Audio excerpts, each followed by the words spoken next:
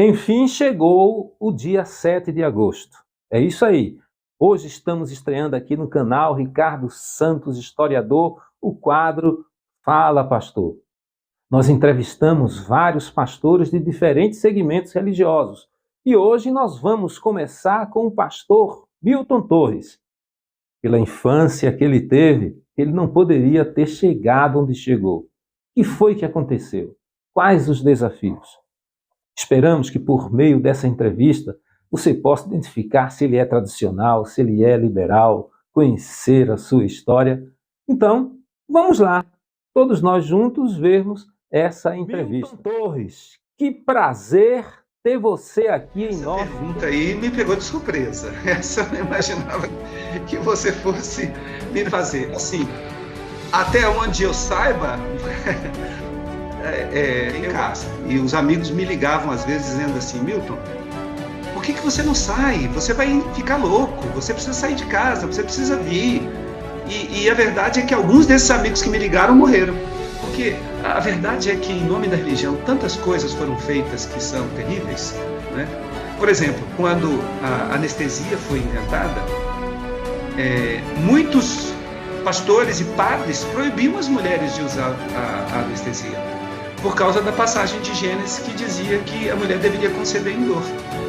Então não aceitavam a cesariana, não aceitavam o uso da anestesia. Hoje nós aceitamos normalmente, não tem nenhum problema. Quando quiseram libertar os escravos, muitos religiosos foram contra, dizendo que na Bíblia não havia nenhuma proibição contra os escravos. E hoje, nós religiosos não conseguimos nem conceber a possibilidade de manter pessoas na escravidão. Eu tenho muita facilidade para poder confrontar as pessoas quando eu acho que elas estão agindo de uma forma injusta. Lutero foi lá e pregou as teses na porta da igreja, né? De vez em quando eu faço isso também. De vez em quando eu vou e posto as teses e prego as teses na porta da igreja, né? Às vezes eu confronto alguns administradores, alguns pastores mais experientes, alguns membros de igreja, né? Em coisas com as quais eu não concordo, né? E por isso muitas vezes as pessoas reagem de uma forma negativa às minhas colocações, porque geralmente ninguém gosta de ser contrariado, e eu tenho essa facilidade para contrariar as pessoas. Não é uma virtude, não é uma qualidade da qual eu me orgulho, mas eu, sendo honesto com a sua pergunta, e eu faço isso em respeito às pessoas que estão me ouvindo, porque algumas vezes eu já estive sentado ali no público, sentado na nau da igreja, e ouvi um pastor dizendo assim: a palavra de Deus diz isso, e eu morri de vontade de levantar a mão e dizer assim: eu não vejo isso nisso, eu não acho que a palavra de Deus está dizendo isso, a palavra de Deus não diz isso. Essa é a sua interpretação do que a palavra de Deus. Eu falo sobre a educação dos filósofos. Então, por isso que o livro se chama Alunos e Discípulos. Então eu mostro exatamente como era a educação naquela época. E a gente vai perceber, se vocês lerem o meu livro, vocês vão perceber que há muitos detalhes, não todos. Houve mudanças, e algumas mudanças que são deletérias, que são prejudiciais. Por exemplo, a educação antiga era baseada na convivência.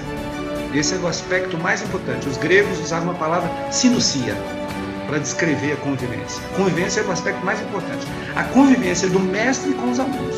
O professor praticamente passava o dia inteiro com os alunos, como Jesus passava o dia inteiro com os discípulos.